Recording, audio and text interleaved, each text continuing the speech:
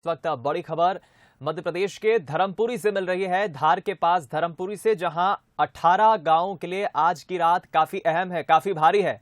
ऐसा हम इसलिए कह रहे हैं क्योंकि पास ही में भारुड़पुरा बांध के टूटने का खतरा बढ़ गया है।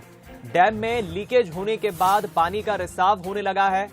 डैम की वॉल का एक बड़ा हिस्सा ढह गया है और अगर ये बांध टूटा तो 18 गांवों का अस्तित्व खतरे में आ जाएगा। ये बड़ी खबर धार के पास से। बता दें, धार में भारुड़पुरा और कोठीदा के बीच कारम नदी पर बनाए जा रहे डैम से पानी का रिसाव बढ़ता जा रहा है। शुक्रवार सुबह यानी आज सुबह भारी मात्रा में बांध के एक तरफ की मिट्टी बह गई और मिट्टी से बनी डैम वॉल का बड़ा हिस्सा ढह गया। सीमेंट के स्ट्रक्चर के अलावा पानी को रोकने के लिए भी एक मिट्टी का बांध बनाया जाता है और ये रिसाव मिट्टी के बांध वाले हिस्से में सामने आया है। इंदौर के साथ भोपाल से विशेषज्ञों की टीम डैम को देखने पहुंची है। डैम के गेट खोलकर पानी निकालने की भी तैयारी की जा रही है। इस खबर पर और ज्यादा जानकारी के लिए हम रुक करेंगे संवाददाता दीपक चौहान का, हमारे साथ फोनलाइन पर जुड़ गए। दीपक, ये एक बड़ी चुनौती है प्रशासन के लिए। फिलहाल क्या स्थिति है वहां पर? प्रशासन ने क्या तैयारी की है इन 18 गांवों के लोगों के लिए, ग्रामीणों के लिए, और क्या तैयारी की जा रही है इस पानी को रोकने के लिए? जी, मैं सबसे पहले बता दूं कि ये कारम नदी का के ऊपर जो बना डैम है वो 2 दिनों से जिसमें रिसाव हो रहा है, जो लीकेज हो रहा है, ये एक बहुत बड़ी गंभीर लापरवाही सामने आई है।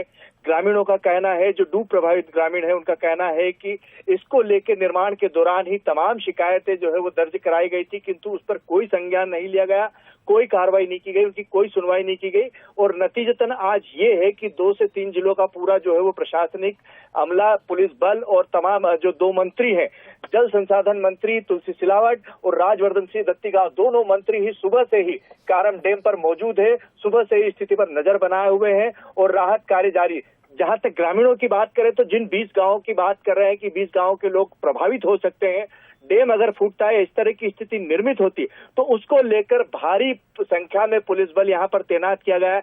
एनडीआरएफ की कई टीमें यहां पहुंच चुकी है, एसडीआरएफ की कई टीमें पहुंच चुकी है यहां पे। और अब जो है अभी भी राहत कार्य जारी है कि डैम के साइड से मिट्टी हटाकर पानी को धीरे धीरे निकालने की कोशिश की जा रही है। पर प्रशासन को अभी भी इस बात की चिंता है कि रात में अगर कोई अनहोनी होती है, अगर किस तरह की विषम परिस्थिति निर्मित होती है, तो सभी लोगों को जो है अब जबरदस्ती उनके घरों से निकालकर धामनोद शेल्टर होम में भेजा जा रहा है। लोगों को मुनादी करके सूचना दे दी गई थी, उनको निकलने का आह्वान किया गया था कि सब अपने घरों से निकलकर सुरक्षित स्थान पर पहुंच जाए। पर कई लोग जो है वो सुबह से अपने घरों में ही जमा थे, उन्होंने प्रशासन की चेतावनी का कोई ध्यान नहीं दिया। अब चूंकि रात का समय है, डैम की स्थिति यथावत है, इस तरह से प्रशासन कोई भी रिस्क मोल नहीं लेना चाहता, कोई जोखिम नहीं उठाना चाहता, तो तमाम पुलिस बल जितना भी है उन सबको लगा के गांव से जो है वो लोगों को हटाकर शेल्टर होम भेजा जा रहा है। तो ये इस वक्त की सबसे बड़ी खबर है। इसके साथ ही प्रशासन ने बांध प्रभावित गांव में जो है वो धारा 144 लागू कर दी है। तो प्रशासन और सरकार की चिंता यथावत है। इसी के साथ ही राहत कार्य भी जारी है। पर रात जो है वो बड़ी कठिन है, कुछ कहा नहीं जा सकता क्योंकि डैम से रिसाव अभी भी जारी है। चलिए, बहुत शुक्रिया आपका। दीपक सिंह चौहान हमारे संवाददाता फोनलाइन पर जुड़े और उन्होंने विस्तार पूर्वक पूरी जानकारी हमारे साथ साझा की। इस खबर पर प्रशासन के लिए जरूर एक चुनौती है, लेकिन खबर यह भी है कि फिलहाल आसपास के उन तमाम गांवों को खाली कराया जा रहा है जहां पर यह खतरा मंडरा रहा है। ये दोपहर के वक्त की तस्वीरें आपको दिखा रहे हैं।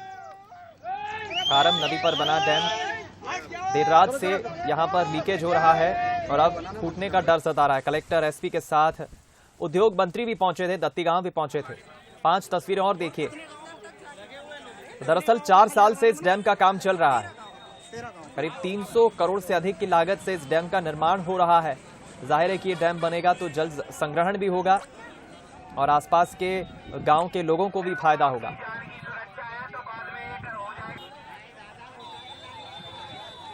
मरम्मत का काम तेजी से शुरू हो चुका है और अगले 10-20 घंटे काफी महत्वपूर्ण माने जा रहे हैं। इंदौर मुंबई मार्ग धामनोद से मानपुर तक पूरी तरह बंद कर दिया गया है। खलघाट से इंदौर रोड आने और इस रास्ते से जाने वालों के लिए इंदौर से 78 किलोमीटर दूर ट्रैफिक को रोक दिया गया।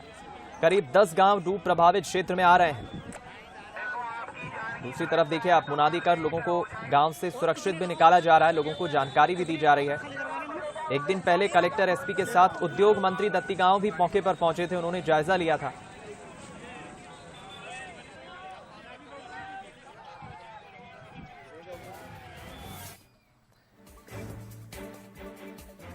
आज सुबह से भारी मात्रा में बांध के एक तरफ से मिट्टी बहने से मिट्टी से बनी डैम वॉल का एक बड़ा हिस्सा ढह गया और सीमेंट के स्ट्रक्चर के अलावा पानी को रोकने के लिए भी एक मिट्टी का बांध यहां पर जो बनाया जाता है, ये रिसाव मिट्टी के बांध वाले हिस्से में सामने आया है। एक विशेषज्ञों की टीम भी इंदौर भोपाल से पहुंची है। देखिए आप धीरे धीरे किस तरह से आप मूवमेंट देखेंगे, जो मिट्टी है वो किस तरह से ढह रही है और ये रिसाव हो रहा है, पानी का रिसाव देखिए आप। अब जाहिर है कि ये खतरा कई गांवों के ग्रामीणों के लिए तो है ही, प्रशासन के सामने भी एक चुनौती है।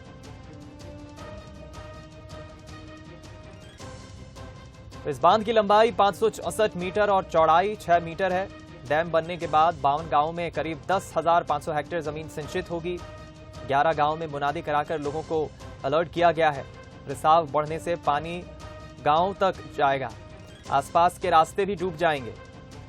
कोठीदा, भारुड़पुरा, इमलीपुरा, भांडाखो, दुगनी, डेहरिया, सिमराली, सिरसोदिया, डहीवर, इन तमाम गांवों में प्रशासन की टीम को तैनात किया गया है और इंदौर से 78 किलोमीटर दूर ही ट्रैफिक को रोक दिया गया है।